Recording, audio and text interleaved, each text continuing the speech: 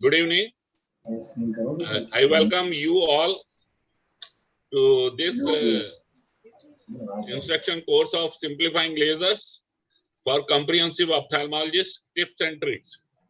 We have got a prolific speakers like Kamaljeet, who has got a vast experience of laser photocoagulations.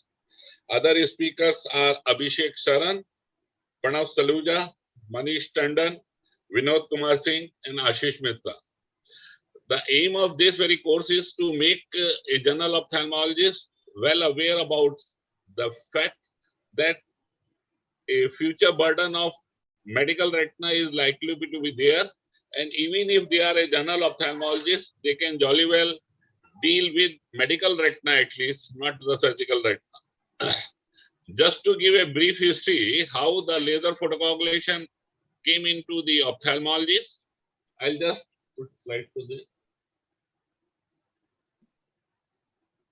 Just simplifying very quickly, the concept of ocular therapy, light was first came from Judd Max-Shukrat, who went up to the roof of his laboratories where he utilized the sun rays to treat the retinal melanoma. Thus, the genesis of photocoagulation came into a field of ophthalmology. But it has got a lot of limitations because the sunny weather is the requirement. If weather is not sunny, which is really, Europe is very fond of unpredictable weather, so that was a total failure. We have seen a prototype on this. It has come with the Xenon Car photocoagulator, which we have used in our department, State Institute of Ophthalmology. Kamaljeet will bear me out in this. It was by the name of Clinitex. It was a portable type of unit, but having a limitation that only a direct ophthalmoscope was attached to it. However, the provision of indirect ophthalmoscope was likely to be incorporated, but because of the strong burn and infrared emission led to the instant retinal burn, it didn't become popular. The first very laser which was used in ophthalmology was a ruby crystal. Later on, the first medical laser was used by C. Zhuang way back 1963. Next. This is very important, how it developed, how we are going, how we are, new improvements are there. In 1975-71, neodymium lasers and krypton laser came into the existence. Next. The important discovery which was there, I was also involved way back in 1987, I was there in Massachusetts. This was a Carmen A. Puliofito in collaboration with Massachusetts Institute of Ophthalmology Technology, developed a semiconductor lasers, which was nothing but a prototype of a today's diode lasers.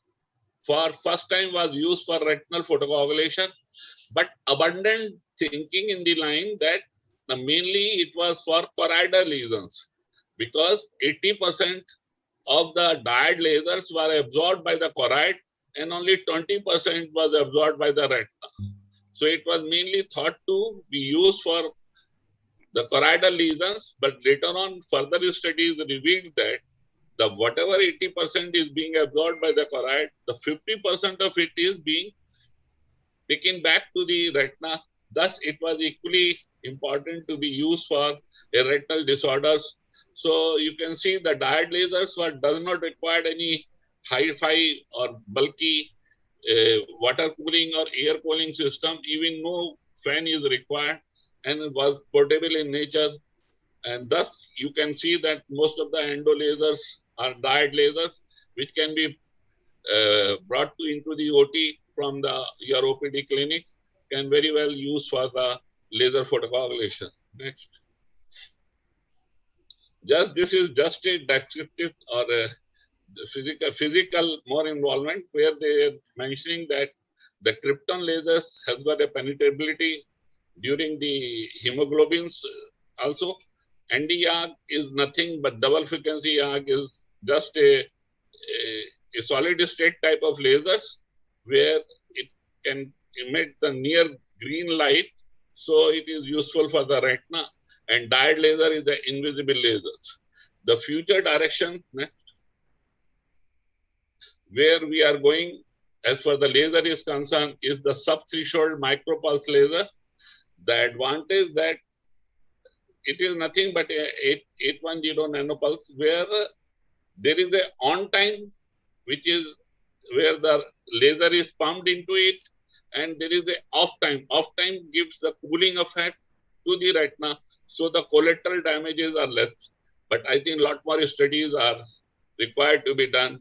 I think with this brief introduction about the development of the lasers in ophthalmology, I give mic to Professor Kamaljeet Singh.